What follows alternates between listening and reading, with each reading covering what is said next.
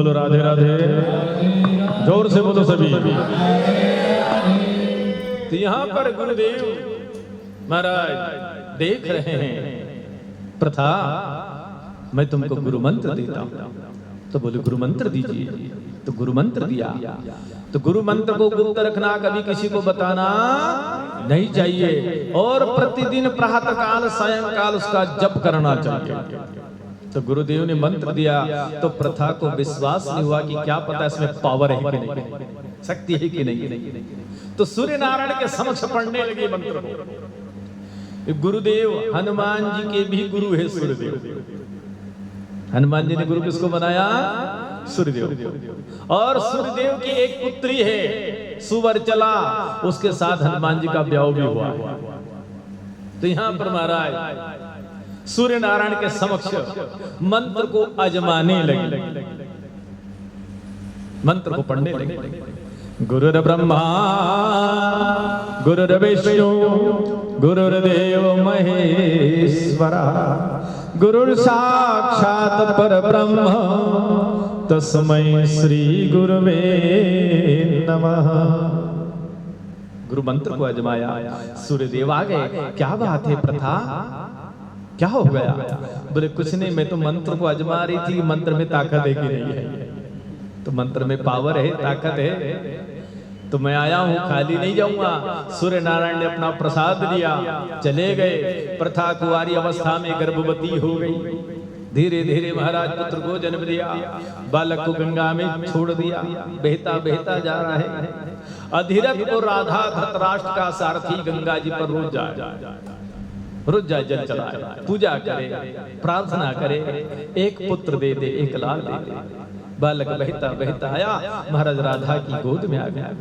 बालक ने देखा, रोते रोते चुप हो गया। माँ ने उठा लिया और नाम रख दिया राधा पुत्र राधेय, वही महादानी कर्ण हुआ।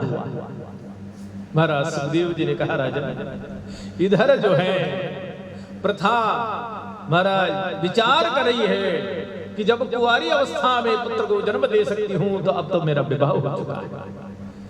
अब महाराज पांडु शिकार करने गए, तो वहां पर ऋषि पत्नी तप करे थे।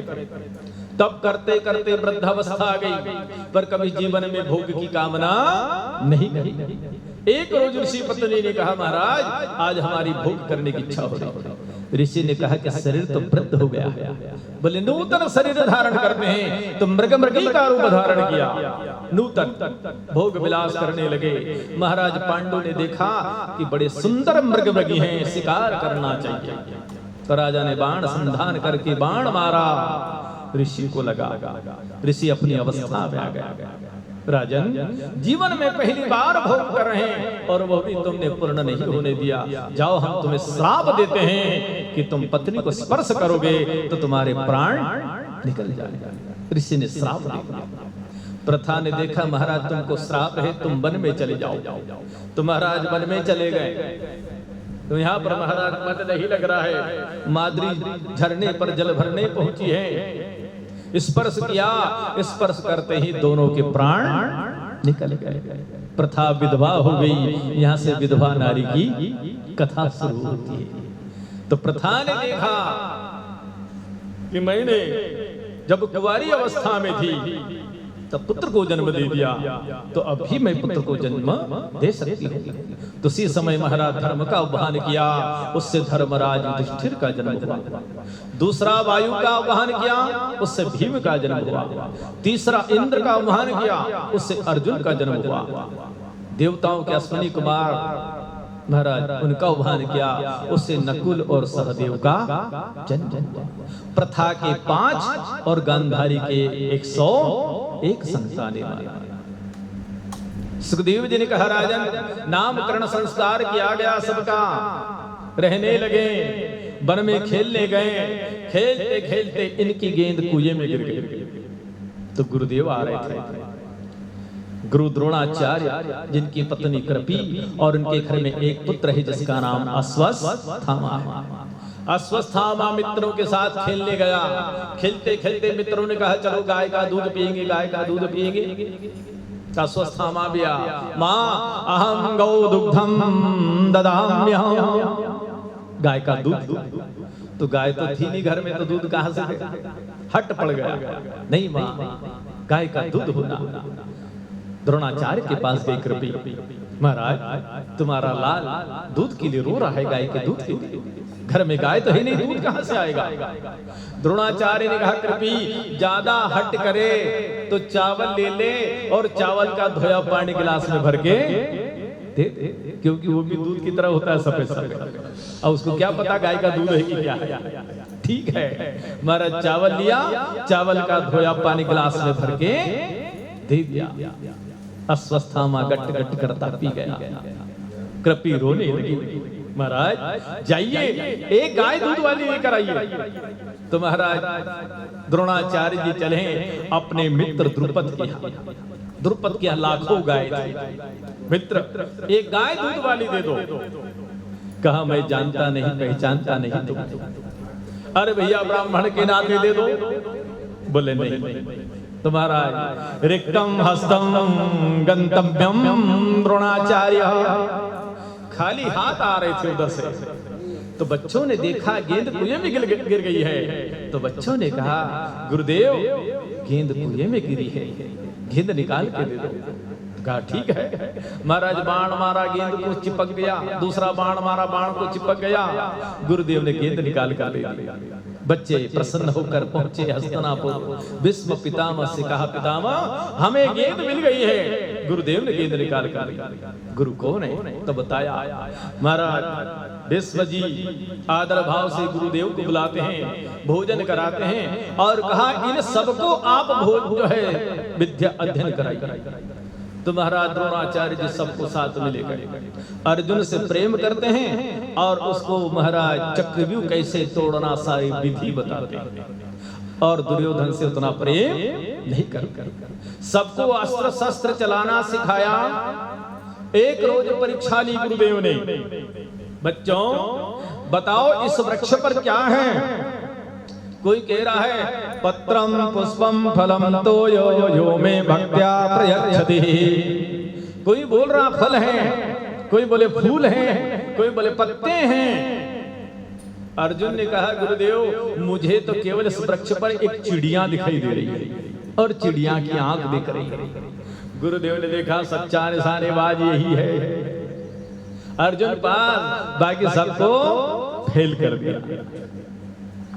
गुरुदेव ने कहा सुनो बच्चों तुमको शिक्षा दी है इसलिए दक्षिणा देना जरूरी है, तो शिक्षा का फल प्राप्त होगा, नहीं तो मिलने वाला नहीं है। तो अर्जुन ने कहा गुरुदेव मांगो दक्षिणा। बोले जाओ राजा द्रुपद को बंदी बनाकर मेरे चरणों में डाल दो। तो सबने मस्तक झुका लिया। अर्जुन ने कहा चिंता मत करो। अर्जुन अकेला चला, जाकर के कच्चे सूत में बंदी बनाया और महाराज गुरुदेव के चरणों में डाल दिया। द्रुपद ने कहा द्रोणाचार्य क्या? द्रोणाचार्य जी ने कहा कि मैंने अपना पावर बताया, तुम्हारे पास धन का पावर है, मेरे पास शिक्षा का पावर है। द्रुपद ने कहा जाओ गाय ले आओ। बोले नहीं भैया अब नहीं, समय निकल गया, केवल बात याद रह जाती है, समय निकल जाता है। तुमने गाय नहीं दी तो मेरा बच्चा जीवित है, मरा नहीं है, पर बात याद रह जाती है। तो द्रोणाचार्य जी बोल रहे हैं द्रुपद मांगन गए सो मर गए। मांगने वाला मरा है तभी तो मांग रहा है। मांगन गए सो मर गए, पर छोटी छोटी बातें नहीं मांगना। नहीं तो पड़ोस में गए, अरे बहन जी एक कटोरी शक्कर देना, हमारे घर आज खत्म हो गई। तो इतनी सी बातें भी मांगी नहीं जाती। मांगन गए सो मर गए, देने वाले ने मना कर दिया, वो उसके पहले मर गया है। जिसके यहाँ मांगने गए और उसने अगर मना कर दिया तो वो हमसे भी ज्यादा गया बीता हुआ है। तो द्रुपद ने कहा गुरुदेव क्षमा कर दो, जाओ कितनी गाय चाहिए ले आओ। बोले नहीं समय बीत गया, बात याद रह जाती है। महाराज मुक्त किया, द्रुपद चला, अपने घर संतान नहीं थी, यज्ञ किया।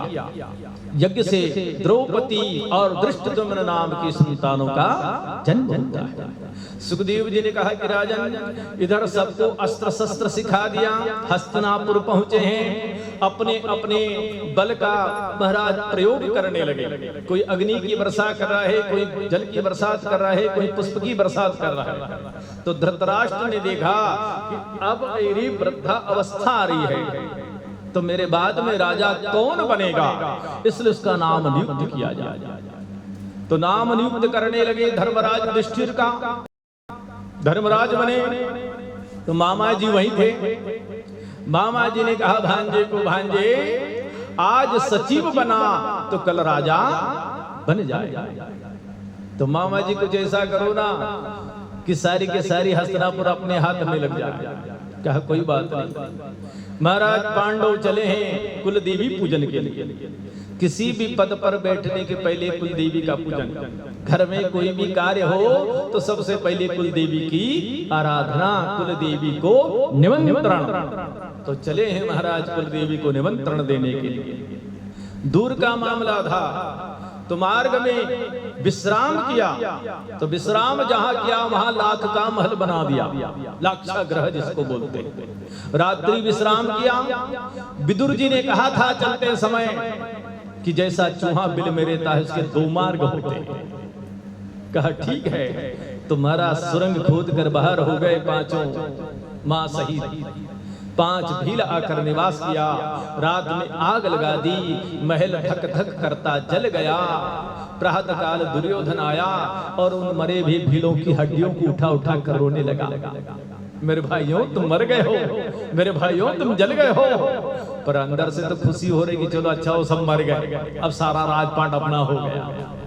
बुरा जो देखन मैं चला, बुरा न मिलिया को, आप ही दिल खोजा मुझसे बुरा। तो दुर्योधन खुश हो रहा है कि चलो अच्छा हुआ मर गए। पर पांचों मां सहित राजा द्रुपद की नगरी पहुंच गए। एक ब्राह्मणी के घर रहने लगे। उसका एक ही लड़का था। रोज भिक्षावृत्ति करके लाना खाना। महाराज ऐसा चल रहा है काम। एक रोज ब्राह्मणी के लड़के का नंबर आया। गुफा पर रहने वाला राक्षस था। 6 मन भोजन और एक व्यक्ति को खा जाता। तो ब्राह्मणी रोने लगी। यम प्रवजन्दमनुपैत उपैत कृत्यम द्वैपायनो विरकातराजुहाव। मेरा बेटा चला जाएगा, राक्षस उसे खा जाएगा। तो प्रथा ने कहा क्या बात है, क्यों रो रही हो? बोले आज गुफा पर जाने का नंबर मेरे बेटे का और राक्षस खा जाएगा और मेरे बुढ़ापे का सहारा इसके अलावा कोई नहीं है। प्रथा ने कहा चिंता मत करो, मेरे 5 हैं, एक चला गया तो 4 रहेंगे। इतने में घूमते फिरते भीम दादा आ गए। भीम ने कहा भैया क्या बात है? बोले बेटा आज ब्राह्मणी के लड़के का नंबर गुफा पर जाने का, राक्षस उसे खा जाएगा। भीम दादा ने कहा भैया चिंता मत करो, तुम्हारे बेटे की जगह मैं जाऊंगा। तो भीम दादा ने छकड़े में भोजन रखा। 6 मन गुफा के पास पहुंचे। भीम जी को विचार आया कि पहले बर्तन खोल के देखे तो सही कैसे भोजन बना है। बर्तन खोल कर देखे, आहा क्या स्वाद है, खूब खुशबू आ रही, चकाचक करती खुशबू आ रही। भीम ने कहा राक्षस को तो बाद में देखेंगे, पहले भोजन को देखो। तो 6 मन भोजन जितना बना था सबका सब भीम दादा अकेले ही खा गए। राक्षस गुफा पर रास्ता देख रहा है, अभी तक आया नहीं, अभी तक आया नहीं। गुफा के बाहर आए, ललकारा, भीम दादा खड़े हो गए। युद्ध हुआ और महाराज राक्षस को मार करके द्रुपद नगरी के सामने डाल दिया। राजा द्रुपद नगरी को गए। अरे मंत्रियों राक्षस पड़ा है। मंत्रियों ने कहा महाराज वो मरा हुआ है। इतने बड़े राक्षस को किसने मारा डाला? डिंडोरा पीट दो हम पुरस्कार देंगे। भीम दादा ने कहा पुरस्कार जरा सा मिलेगा और दुनिया में हवा फैल जाएगी कि पांडव जीवित है मरे नहीं है। तो पुरस्कार नहीं दिया। राजा द्रुपद ने अपने घर में स्वयंवर चापनी पुत्री का तेल की कढ़ाई भर के रखी, ऊपर लकड़ी की मछली बना करके टांग दी, राउंड लगा रही, घूम रही। सभी पहुंचे हैं। दुर्योधन दुशासन कर्ण विकर्ण सोमवदत्त भूरिश्रवा। 5 पांडव भी गए हैं। ब्राह्मण वेश में भगवान कृष्ण बलराम भी पहुंचे हैं। द्रुपद ने कहा, निशाने बाजों, ये तेल की कढ़ाई है और मछली घूम रही है। तेल की कढ़ाई से देख करके जो भेदन करेगा उसके साथ में हमारी पुत्री का स्वयंवर होगा, विवाह होगा।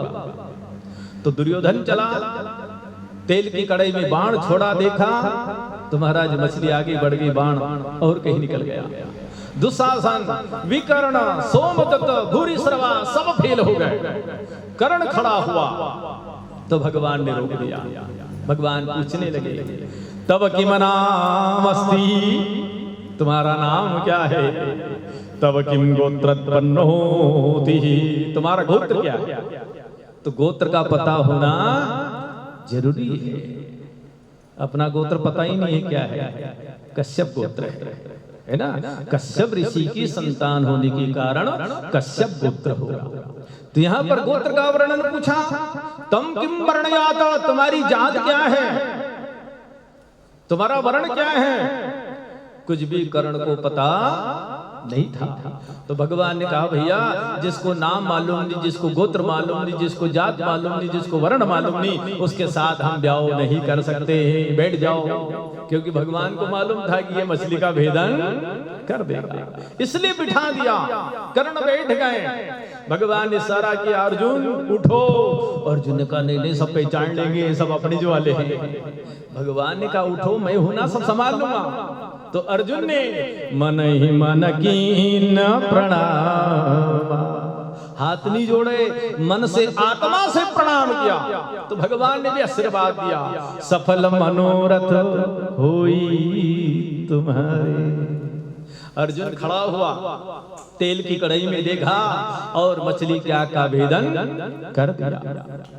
महाराज अर्जुन की जय जयकार होने लगी। भगवान कृष्ण ने कहा, द्रुपद तुम्हारी कन्या को भेजो। द्रौपदी हाथ में जयमाला लेकर के चली। अर्जुन नखरे करने लगा, नहीं नहीं पहले बड़े भाई का ब्याह, बाद में छोटे भाई का ब्याह। भगवान ने कहा, ये नाटक घर करना, नहीं तो सब भांडा फूट जाएगा, सब पता चल जाएगा। महाराज अर्जुन द्रौपदी को साथ में लेकर के पांचों भाई चले उस ब्राह्मणी के घर में जहां पर ये रह रहे थे। द्वार पर जाकर पांचों ने आवाज लगाई, माँ अंदर भोजन कक्ष में थी। माँ बाहर आओ, माँ देखो क्या लाए। माँ ने वहीं से काम फुटा दिया, बेटा तुम पांचों आपस में बांट लो। अर्जुन ने कहा, बाहर तो आओ माँ, देखो तो सही, कोई केड़ा पपीता थोड़ी लाया हूं मैं जो आपस में बांट लो। माँ बाहर आई, देखा पांच के साथ में एक सुंदर नारी है। मेरे मुंह से क्या निकल गया। इतने में भगवान वासुदेव, देवकी सुत गोविंदम वासुदेव जगतपदे, भगवान वासुदेव आ गए। वासुदेव ने कहा, बुआ जी बिल्कुल तुम्हारे मुंह से जो शब्द निकला है सत्य है। क्यों? बोले ये पार्वती है। ये द्रौपदी कौन है? पार्वती। एक बार कैलाश पर्वत पर शिव पार्वती विराजमान थे। धरती पर गाय चल रही थी, उसके पीछे 5 सांड लगे हुए थे। पार्वती ने देखा, गाय की निंदा करी, राम राम गाय कैसी है, 5 पतियों के साथ में चल रही है। पार्वती ने गाय की निंदा करी। इसलिए कभी किसी की निंदा करना नहीं चाहिए, नहीं तो उसके पाप दोष हमको लग जाते हैं और वो निर्मूल हो जाता है। इसलिए किसी की भी निंदा नहीं करना चाहिए। तो यहाँ पर महाराज पार्वती गाय की निंदा करी है, तो गाय ने श्राप दे दिया, जाओ पार्वती मैं श्राप देती हूँ कि द्वापर युग में तुम्हारे भी 5 पति होंगे।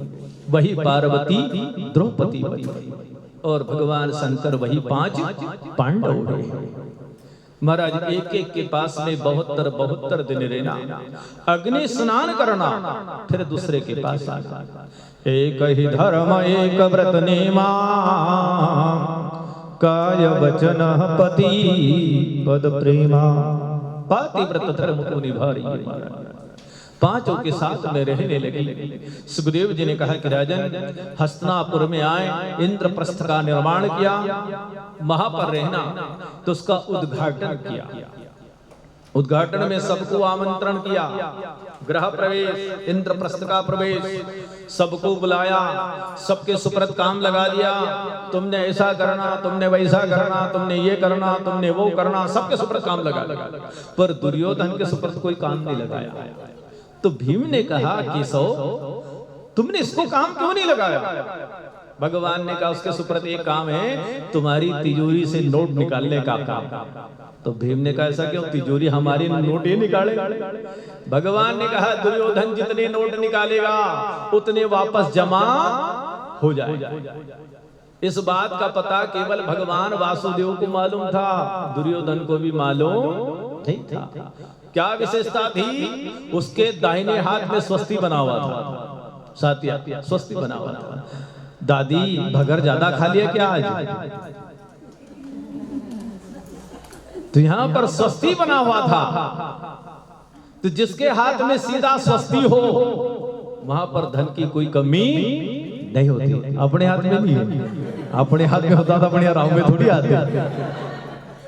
जिसके हाथ में स्वस्ति हो वहां पर धन की कोई कमी नहीं होती है। और इस बात का पता केवल भगवान वासुदेव को था, दुर्योधन का भी इसका पता नहीं था। क्योंकि भगवान जानते थे कि जहां लक्ष्मी रहेगी वहां सरस्वती नहीं रहेगी, और जहां सरस्वती रहेगी वहां लक्ष्मी नहीं रहेगी।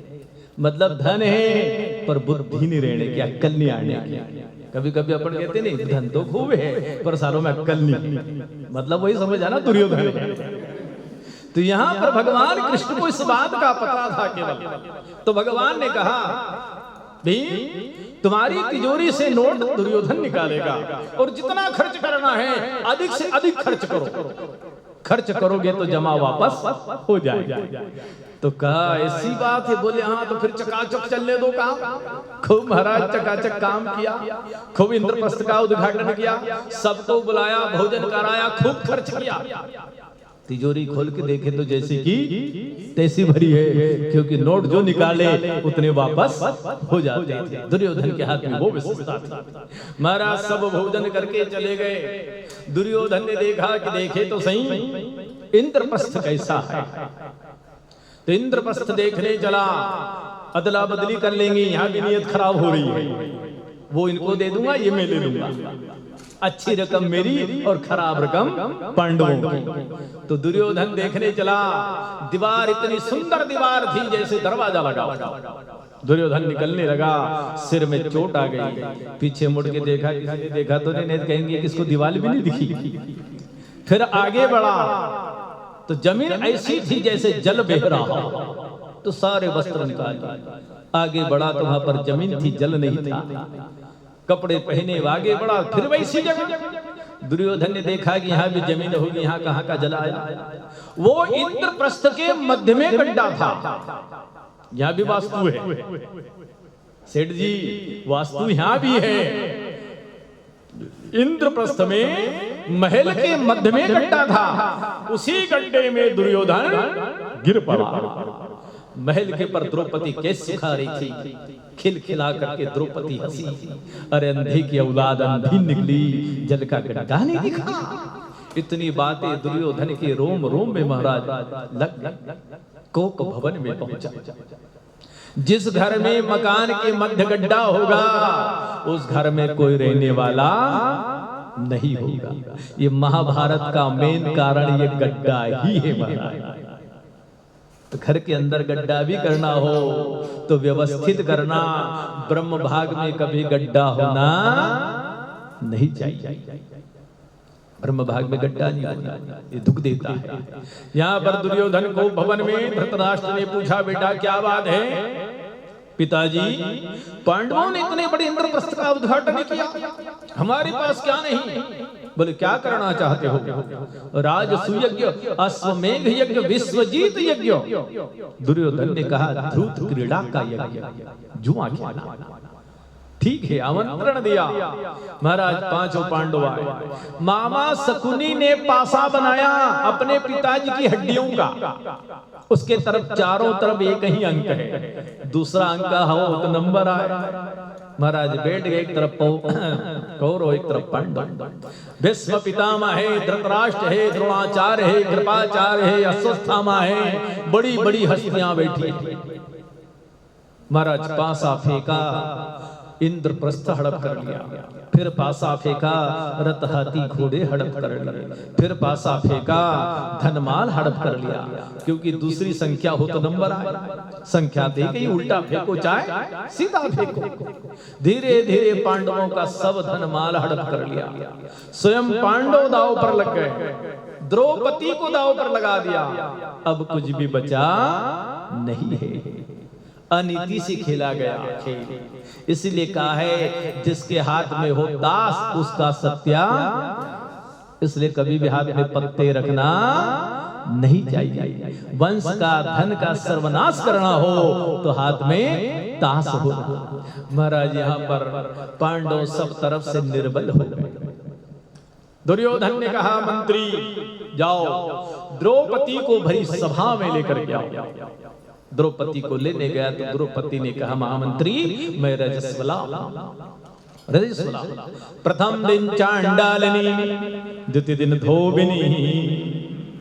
मैं चांडालिनी रूप में हूं, मैं नहीं जा सकती। रजस्वला नारी का 4 दिन तक मुंह भी नहीं देखना चाहिए, इतना बड़ा दोष है। मैं नहीं जा सकती, मैं नहीं जा सकती। महाराज वापस आया, दुशासन को कहा। दुशासन ने केस पकड़ लिए और रजस्वला नारी को भरी सभा में घसीटते घसीटते लेकर के पहुंचा मारा। द्रौपदी रो रही है।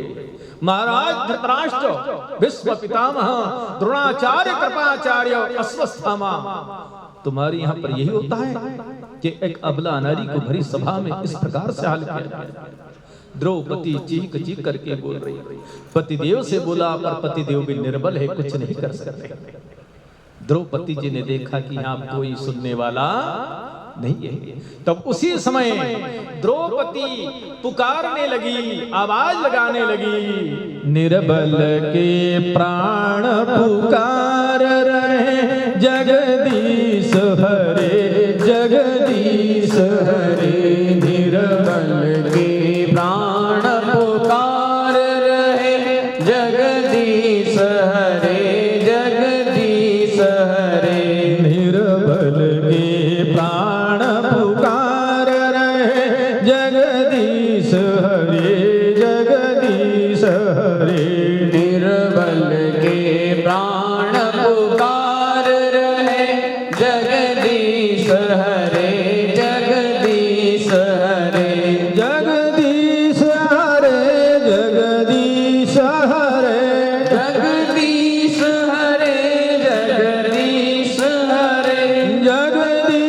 हरे जगदीश हरे।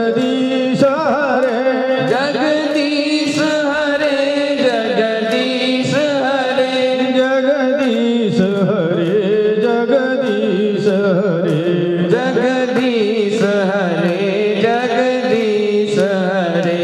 निर्बल के प्राण पुकार रहे, जगदीश हरे जगदीश हरे।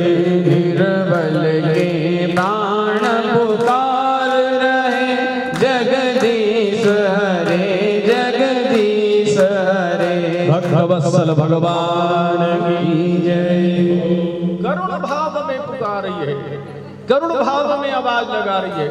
दीन दयालो बिरज संहारी, हरहु नाथ मम संकट भारी। करुण भाव। स्वर्ग में परमात्मा बार बार उठे और बैठे। लक्ष्मी ने पूछा क्या बात है? बोले मेरे भक्त पर कठोर वहां पर उसके ऊपर समस्या आ गई।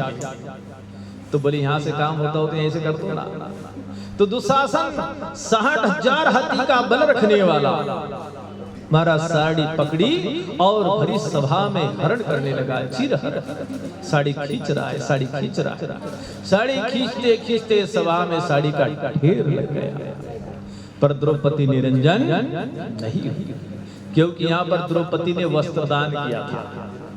वस्त्रदान महादान।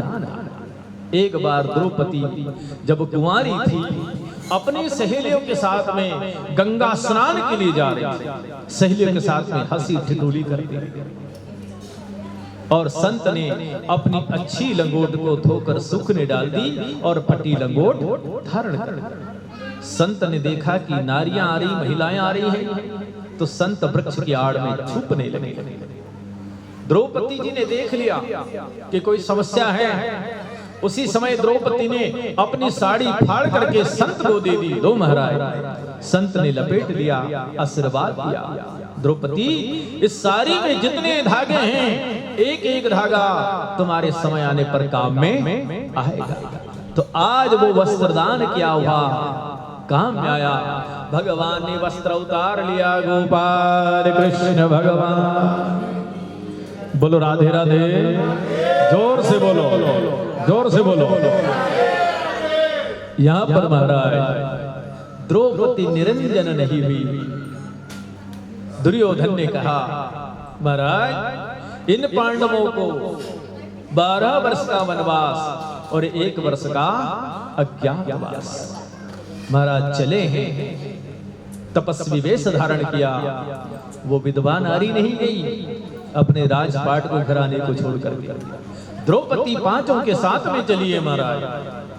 गंगा के तट पहुंचे, झोपड़ी बना ली, रहने लगे। द्रौपदी ने देखा कि ये 12 साल का काम है, 1 आधे महीने का काम नहीं है, 12 वर्ष का समय है। तो सूर्य नारायण की आराधना करा।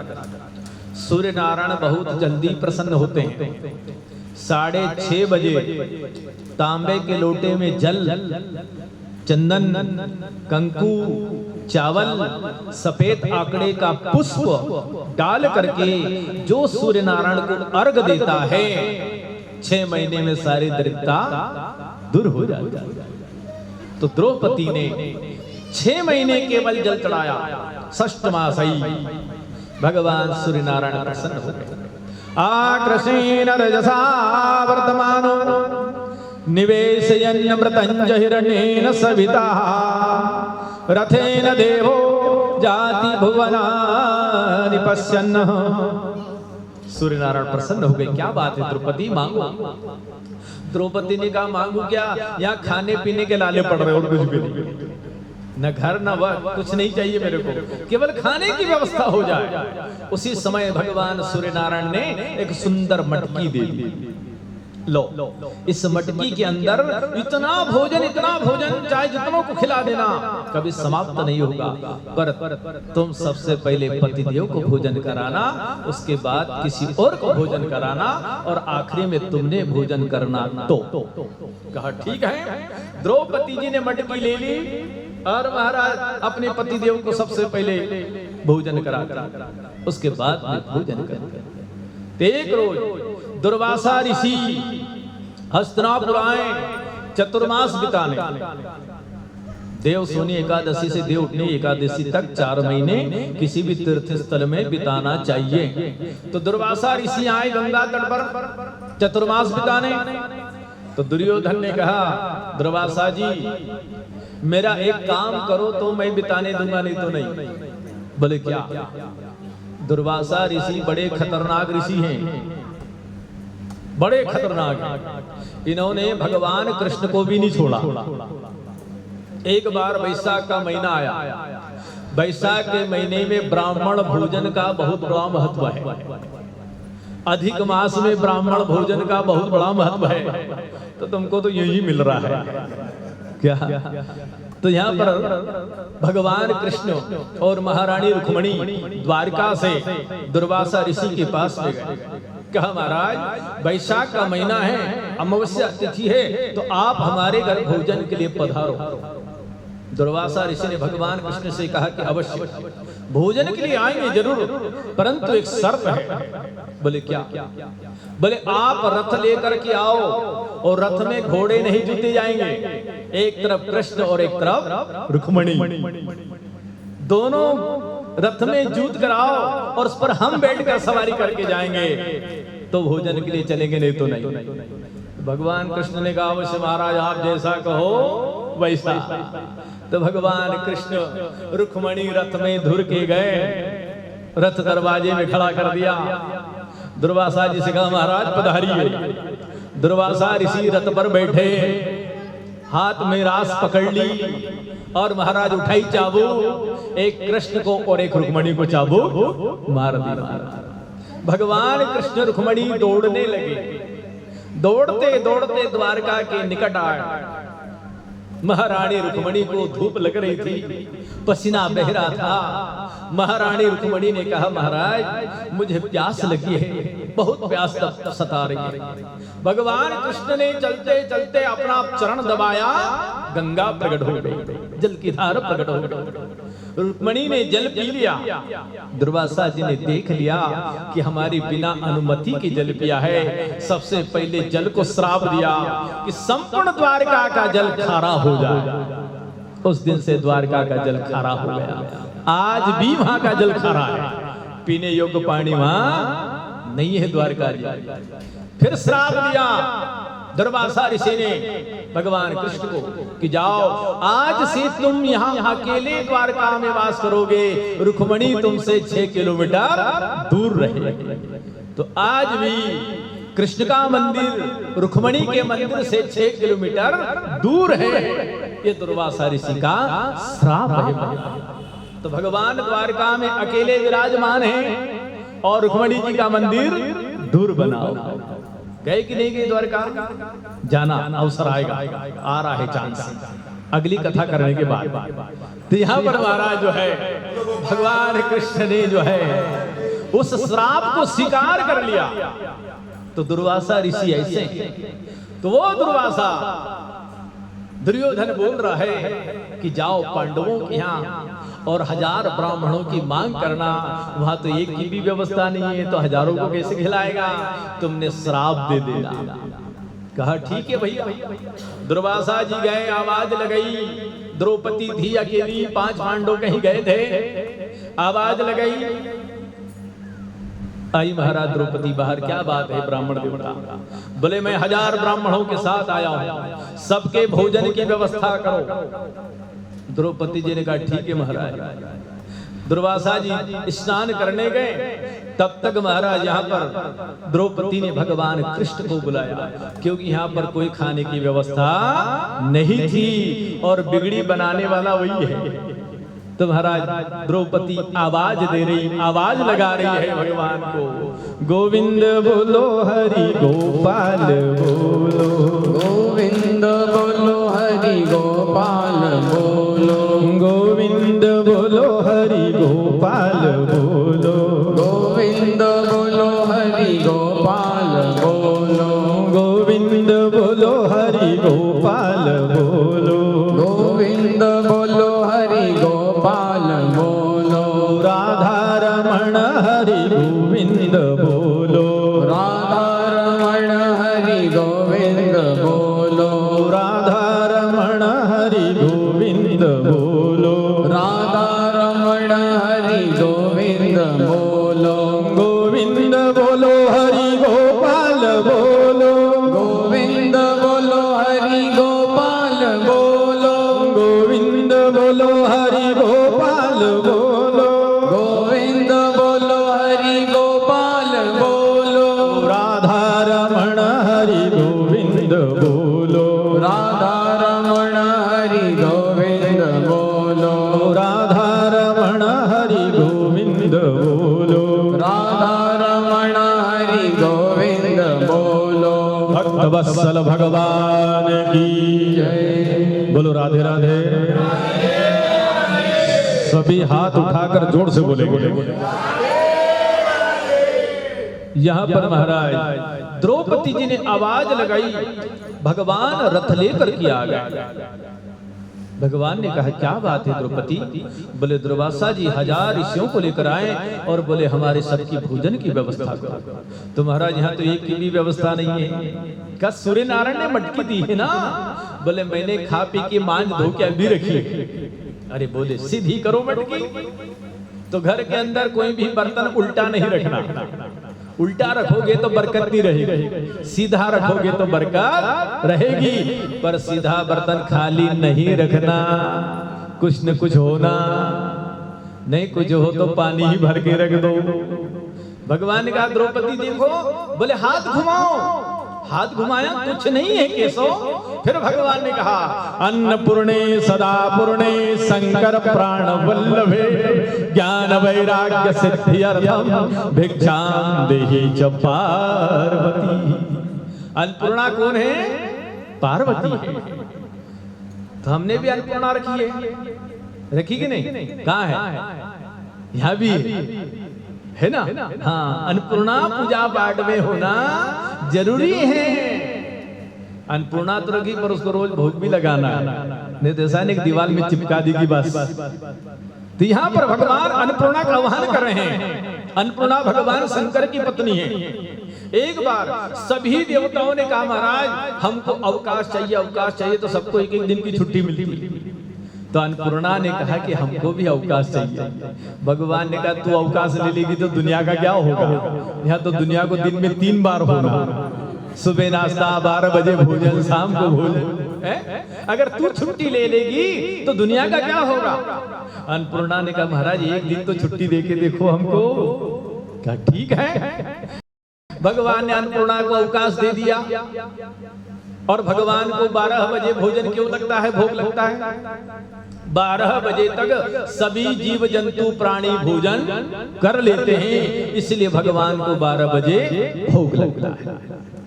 भले तुम घर में भोजन 8 बजे बना लो, भगवान को 8 बजे भोग लगा लो, भगवान नहीं खाएंगे। 12 बजे थाल रख दो, तुलसी डाल दो, जल घुमा दो, भगवान शिकार कर लेंगे। तो यहाँ पर अन्नपूर्णा को अवकाश दिया तो एक नीच के घर में जाकर के रही। 12 बजे दुनिया में त्राही हो। भगवान नारायण ने भोलेनाथ से कहा, प्रभु मैं दुनिया को संभालता हूँ, आप देवी को ढूंढो। तो भोले बाबा चले नीच के घर गए। तो वहां कोई नहीं था, अकेली थी पार्वती। तो भोले बाबा ने कहा, भिक्षाम देहि। पार्वती जी ने देखा कि द्वार पर ब्राह्मण आया, खाली हाथ नहीं जाना चाहिए, नहीं तो सारा पुण्य ले जाता। और घर में कोई नहीं है, क्या करूं? तो स्वयं अन्नपूर्णा हाथ में थाल लेकर के गई, भोले बाबा को भिक्षा दे रही है। अन्नपूर्णे सदा पूर्णे शंकर प्राण वल्लभे। शंकर की प्राण प्रिय है। पार्वती कौन है? शंकर की प्राण प्रिय है, प्राण वल्लभे। महाराज भिक्षा दी। भोले बाबा ने कहा, देवी चलो, दुनिया में त्राही त्राही मच गई। वही अन्नपूर्णा है जो थाल में भोजन परोसा जाता है। सब्जी है, दाल है, चावल है, रोटी है, जो भी है आइटम है, वो सारा का सारा अन्नपूर्णा है। तो अन्नपूर्णा को थाल में छोड़ना नहीं है, जितना लगे उतना ग्रहण करना, उतना स्वीकार करना, नहीं तो अन्नपूर्णा नाराज हो जाती है। झूठे बर्तन भी किचन में छोड़ना नहीं तो अन्नपूर्णा नाराज हो जाती है। अब आलसी आके सो जाए, सब सवेरे साफ करेंगे। अन्नपूर्णा देख लेगी यहाँ तो दरिद्र लोग रहते, भागो यहाँ से। तो आलसी काम में नहीं खाना, किचन में साफ शुद्धता सफाई होना, तो उस दिन लक्ष्मी भी आती है और साथ में अन्नपूर्णा भी आती है प्रतिदिन शाम को। तो यहाँ पर भगवान ने जैसे ही आदेश किया, अन्नपूर्णा ने चावल छोड़ दिए, एक दाना किया, ज्यादा नहीं, एक। द्रौपदी ने कहा, केशव एक चावल का दाना मिल गया, लेकर के आओ। लाई महाराज द्रौपदी। भगवान ने कहा, तुलसी ले आओ। तुलसी के पत्ते पर खा। तुलसी मंगलवार, रविवार, शुक्रवार नहीं तोड़ना। द्वादशी, अमावस्या और पूर्णिमा, 11 के दिन तोड़ सकते हो, निषेध नहीं। द्वादशी, अमावस्या और पूर्णिमा, इन तिथियों में तुलसी तोड़ा नहीं जाता है। जननासन, मरणासन, परिवार में कोई बच्चा हो जाए तो 10 दिन 10 रात तक तुलसी को छूना नहीं। कोई मर जाए तो 10 दिन 10 रात छूना नहीं।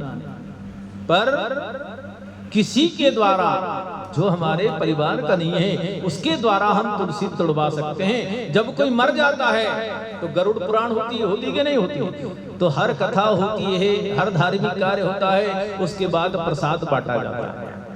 प्रसाद बांटते कि नहीं? तो गरुड़ पुराण होता है, तो उसके बाद क्या करते हो? उसमें भी प्रसाद बढ़ता है। गरुड़ पुराण होती है, उसमें भी प्रसाद बढ़ता है। उसमें प्रसाद तुलसी का बढ़ता है क्यों? तो किसी और के द्वारा तुलसी तोड़वा करके वो सब में परिवार में वितरित की जाती है महाराज। दशा की बात, दशा तक नहीं। और भगवान ने रखा पत्ता, चावल का दाना इकट्ठा किया, मुंह में रखा और घोट गए। तो तुलसी का पत्ता प्रति दिने दिने खाने से शरीर की सारी व्याधि बीमारी दूर हो जाती है, पर डायरेक्ट मुंह में रखकर घोटना है, चबाना नहीं। चबाओगे तो पायरिया की बीमारी हो जाएगी। तुलसी बीमारी भी प्रकट करती है और बीमारी भी दूर करती है, इसलिए डायरेक्ट उसको घोटना है, मुख में रखकर चबाना नहीं। तो भगवान ने जैसे मुख में रखा, घोट गए, खाया पत्ता चावल भगवान ने, और उधर 1000 ब्राह्मणों के पेट भरा गया, सबको डकार आने लगी, खोपरा पाक। दुर्योधन के पास में गए, दुर्योधन अरे पांडवों ने तो वो भोजन कराया, वो भोजन कराया जो आज तक हमने भोजन नहीं किया। दुर्योधन विचार करने लगा, मैं तो समझा कि तुम श्राप दे के आओगे, तो श्राप कैसे दे, हमको तो पर्याप्त भोजन मिला। सुखदेव जी ने कहा, राजन भगवान श्री हरि चले गए, पांडव लोग 12 वर्ष वनवास काटते हैं और 13वां वर्ष पचमढ़ी में राजा विराट के घर बिताते हैं। तो वहां पर धर्मराज विराट के साथ जुआ खेलते हैं, क्योंकि जहां कथा पर जाना है उस कथा पर मैं ले जा रहा हूं कि हमको पिंड तर्पण करना किसने सिखाया। तो यहाँ पर महाराज विराट के यहाँ बिताया। तब तक अस्त्र शस्त्र पांडवों ने अपने समी के वृक्ष पर रख दिए। समी नीलांजनम सभाभासम रविपुत्रम यमाग्रजम छायामार्दंड संभूतम तम नमामि शनिश्चरम्। समी मतलब सौंजड़ का झाड़। सौंजड़ हिंदी शब्द है और समी संस्कृत शब्द है। ये जो आज घरों में लगा है ना, ये नकली है, इसको नहीं चढ़ाना। हम जो पत्ते लाए वो असली है। उस समी के ऊपर पांडवों ने अपने अस्त्र शस्त्र बांध कर रखे हैं। अब यहाँ पर महाराज रहे अर्जुन को श्राप था, तुम रहन बला बन के रहोगी, तो किन्नर बन के उत्तरा को गाना बजाना सिखा रहे, और नकुल सहदेव गाय घोड़ी चरा रहे हैं। अब महाराज पांडवों ने चढ़ाई करी, गाय घोड़ों के ऊपर हड़प करके ले जाने लगे। तो नकुल सहदेव आए, उत्तम को कहा, विराट के पुत्र को, तो उत्तम ने कहा ठीक है चलिए। अर्जुन भी गया, अस्त्र शस्त्र छोड़े और पहला बाण छोड़ा भीष्म पितामह के चरणों में, दूसरा गुरुदेव के चरणों में। दोनों समझ गए कि अर्जुन का बाण है, किसी और का नहीं, पहचान गए। महाराज गाय घोड़े वापस लाना, इतने में दुर्योधन ने मंत्र पढ़ा तो सभी जानवरों को राड़ की बीमारी आ गई, लंगड़े चलने लग गए, बीमार हो गए जानवर। तो अर्जुन ने कहा तुम्हारे पास बीमार करने की ताकत है, तो हमारे पास अच्छे करने की भी ताकत है। जिस गौशाला में, जिस पशुशाला में जानवर बीमार रहते हो, तो वहां पर ये उपचार किया जाता है जो अर्जुन ने किया। क्या उपचार करना है? अब अपने घर तो है ही नहीं जानवर, ये बता दे। एक लाल मटकी लेना और भोजपत्र लेना। भोजपत्र के ऊपर अनार की कलम से अष्टगंध के द्वारा अर्जुन के 12 नाम लिखना। अर्जुनो फाल्गुनो श्वेतवाहन किरीटो विवस्वा धनंजयः। ये अर्जुन के 12 नाम है। भोजपत्र पर लिख दे, लाल मटकी के अंदर रख दे और गौशाला में, पशुशाला में मध्य में इस मटकी को लगा दे, तो सारी बीमारी पशुओं की दूर हो जाती है। ये अर्जुन ने प्रत्येक जानवर के कान में मंत्र को पढ़ा, सारी बीमारी जानवरों की दूर हो। दुर्योधन ने देखा कि मैंने बीमार किया था और उसने ठीक कर दिया सबको। तो अर्जुन के पास वो पावर था। महाराज हाथी भी लेकर के आए। इधर विराट और धर्मराज जुआ खेल रहे थे। महाराज हार जीत में विवाद हो गया, सिर में महाराज पासा मार दिया। इतने में अर्जुन ने कहा धर्मराज से, भैया ये क्या बात है? विराट से भी कहा ये धर्मराज हैं, हम तुम्हारे घर में रहने वाले 5 पांडव हैं। महाराज कहा हमारी पुत्री से विवाह करो। अर्जुन ने कहा मेरा तो ब्याह हो चुका है, अगर आप चाहो तो पुत्र वधू के रूप में स्वीकार करता हूं। तो अर्जुन का पुत्र अभिमन्यु के साथ में उत्तरा का वैदिक विधि से विवाह संपन्न किया और महाराज लेकर के हस्तिनापुर आए। हस्तिनापुर आए, भगवान के पास में गए, कहा भगवान हमको हमारा बांटा हिस्सा दिलवा दो। भगवान ने कहा ठीक है। महाराज भगवान शांति दूत बनकर के आए। तो कौरवों की सभा लगी थी, भगवान अंदर गए। दुर्योधन ने कहा तुमको किसी ने रोका नहीं। भगवान ने कहा मेरे को कौन रोकेगा, सब बच्चा बच्चा जानता है कि द्वारकाधीश कृष्ण है। अच्छा किस लिए आए हो? भगवान ने कहा दुर्योधन पांडव आ गए हैं, उनको उनका बांटा हिस्सा दे दो। दुर्योधन ने कहा बांटा हिस्सा क्या, सुई की नोक के बराबर भी नहीं दूंगा। तो भगवान भी चाहते हैं जब जब होई धर्म के हानि, बढ़ई असुर अधम अभिमानी। जब जब धर्म घटता है और अधर्म बढ़ता है, तब तब प्रभु को कोई न कोई योजना बनाना पड़ती है। तो भगवान बोल रहे थे तो बोले नहीं दूंगा। तो हस्तिनापुर में भगवान का एक परम भक्त है, विदुर की पत्नी विदुरानी। पता चला कृष्ण आया है तो मेरे घर जरूर आएगा। तो घर को लीप पोत करके साफ सुथरा किया, क्योंकि भगवान आ रहे हैं। तो भगवान के आने की खुशी में बड़े प्रसन्न होना चाहिए। तुम्हारा घर को लीप पोत करके अच्छा तैयार किया और स्नान करने पहुंची, और इतने में द्वार पर पहुंच गए भगवान। दरवाजा खटखटाया, विदुरानी विदुरानी। विदुरानी ने आवाज सुनी, आहा कृष्ण आ गए, कृष्ण आ गए। महाराज उसी अवस्था में दरवाजा खोल दिया, टकटकी लगाकर भगवान को देख रही, भगवान विदुरानी को देख रहे हैं। भगवान ने कहा अंदर आने का कहोगी कि यहीं देखा करोगी? अच्छा अच्छा आओ आओ कृष्ण आओ। मेहमान के आने की खुशी में अपनी सुध-बुध को भूल गई महाराज। ये खुशी मेहमान के आने पर। नहीं तो कहीं कहीं मेहमान जाता है तो किचन में बर्तन गिरने लग जाते हैं, तो मेहमान समझता है चलो रवाना होने में फायदा है। पर यहाँ पर भगवान मेहमान बनकर आए हैं, तो उनके आने की खुशी में महाराज अपने आप को भूल गई कि मैं कैसे। भगवान को बिठाया और कहा आपके लिए केले लेकर आए। तो यहाँ प्रभाव प्रकट किया, आज हरि आया विदुर घर पावना, आज हरि आया विदुर घर पावना, आज हरि आया विदुर घर पावना। भगवान पावना बनकर आए, मेहमान बनकर के आए हैं, लगे बड़ा सुहावना। आज हरि आया विदुर घर पावना। तो विदुरानी केला छिल छिल करके भगवान को खिला रही है। तो भगवान भी देखने देखने में केला तो नीचे गिर जाए और छिलके खा रहे हैं। इतने में विदुर जी आया। विदुर जी ने आकर देखा, विदुरानी ये क्या हो रहा है? विदुरानी ने कहा देखो देखो अपने घर कौन आया। विदुर जी ने कहा वो तो मैंने देख लिया कौन आया, पर तू अपने आप को देख।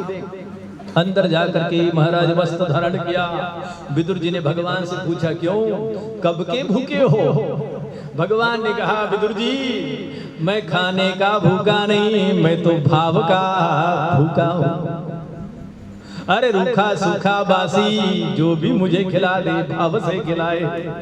अच्छा भाव के भूखे हो? बोले हाँ। इतने में विदुरानी आई, कहा केशव बहुत दिन में आए हो, बोलो क्या भोजन करोगे? भगवान ने कहा कि मैं तो मीठा खा खा के तंग आ गया, कुछ अच्छा नया आइटम बनाओ। क्या बनाए? ढोकले बना ले क्या? बोले इसके अलावा? तो अलावा में बाजरे की रोटी और कुल्थी की सब्जी बनाई, कुल्थी की साग और बाजरे की रोटी बनी, थाल परोस कर रखा।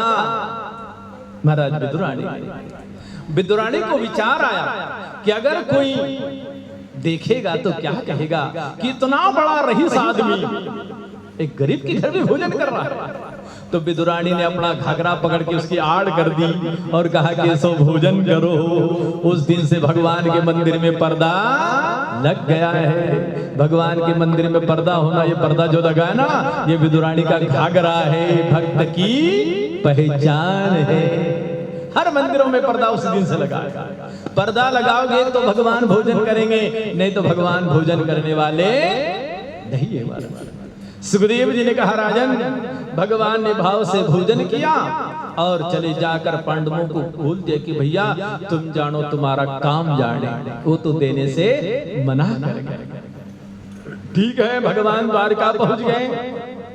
पांडवों ने योजना बनाई कि सीधी तरह हिस्सा बांटा नहीं दे तो फिर अपना प्रभाव बताओ।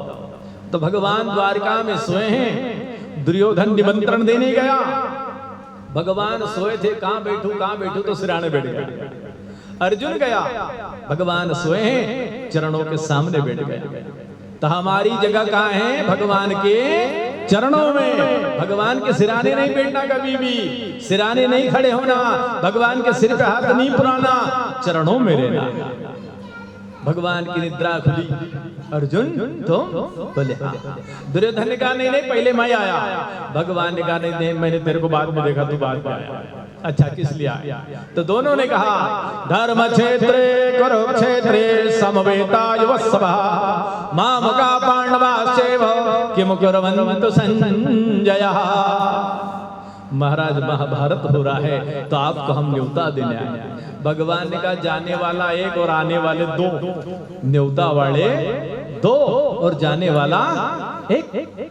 भगवान ने कहा दुर्योधन तेरे को 11 छोड़ी सेना देता हूं। सेना लेके गया, बड़ा खुश हो गया।